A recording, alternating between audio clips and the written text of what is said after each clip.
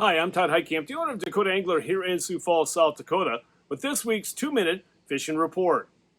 Well, first off, folks, I hope all of you had a great New Year's Eve and a New Year's Day. I know we did here at Dakota Angler and also at the Heitkamp household, and so hopefully all of you are home safe and after the holiday festivities, shall we say.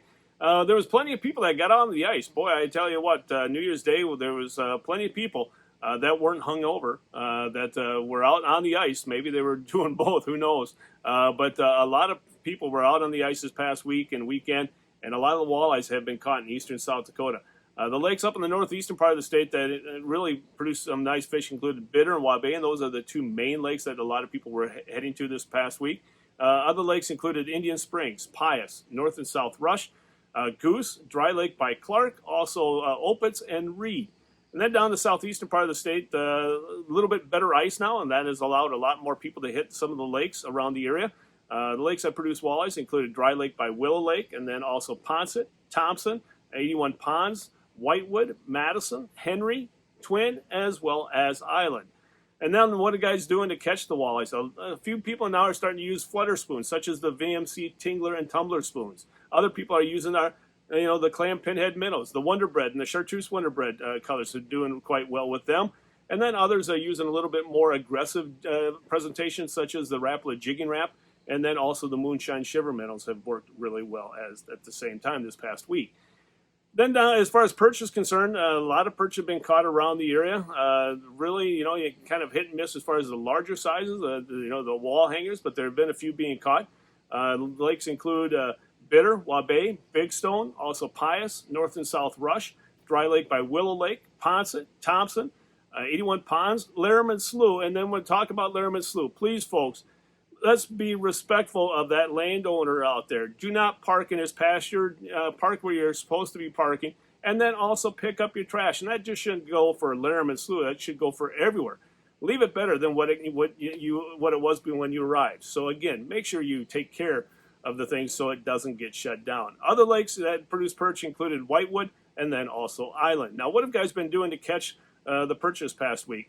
Really not much as far as change in presentations. A lot of drop chain lures like the Haleys as well as the Pilkies. The clam pinhead minnows, again, the chartreuse Wonder Bread and the Wonder Bread colors, and the jointed and the regular pinheads worked well. And then also the Kender T-Rips, a little bit more aggressive presentation, and that's worked really well this past week. And as far as live bait is concerned, waxworms and maggots, leaning a little more towards maggots at this point in time, but we have plenty on hand here at the store.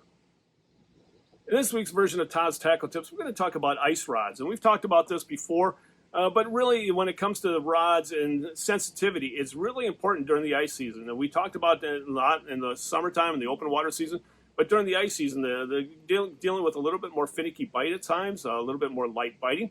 And so that sensitive rod really can make the difference between your success or failure when you're out on the ice. Some of the best rods that money can buy, such as the Elliott, the 2B rods, the JT rods, also the higher end Fenwicks, all are very good rods that you can use in multiple different presentations. But there are also rods that are geared towards certain presentations, such as a dead stick, or jigging a spoon, or jigging a light tungsten jig. So the nice thing about these high-end rods, other than the sensitivity, is that they can be suited for the type of presentation that you're fishing that particular day. So make sure you stop on by the store, and when you tell us that you're looking for a rod, tell us what you're going to do with the rod. Are you dead sticking, or what are you planning on doing with it? And we can find a rod that's going to fit that presentation and also fit your budget. But again, if you're talking about increasing your success out on the ice, you're going to want to look at that sensitive rod because of the fact, again, some days you're not going to be able to feel that bite. If you got a light perch and it's just barely touching that bait, you're not going to feel that through a normal,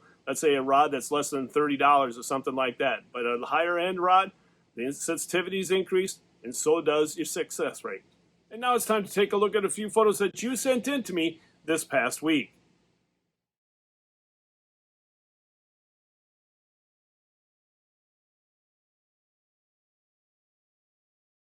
And remember, folks, if you'd like your photo included in next week's version of the 2-Minute Fishing Report, please send it to me. Send it to Todd at DakotaAngler.com or post it to our Facebook wall. And if I use your photo, your name will be entered into a monthly drawing for a $25 gift certificate. And folks, before we end this week's report, I want to remind you that if you can't make it to our physical store here in Sioux Falls, check us out on the web at dakotaangler.com. Everything that we have here at the store is online as well, and we can ship it out to you the next day. Now, there are some exceptions to that, such as shacks, especially some of the larger shacks like the Escape 2600 that I'm sitting in here this evening, as well as the 2800 or some of the larger variety shacks. But if you have any questions about what can be shipped and what can't be shipped, give us a call at 605-336-9132. Well, folks, that's this week's version of the 2-Minute Fishing Report. For Dakota Angler, I'm the owner, Todd Heitkamp, and as we say around here, fish on! We'll see you next week. And again, thanks for watching. Stay healthy and stay safe.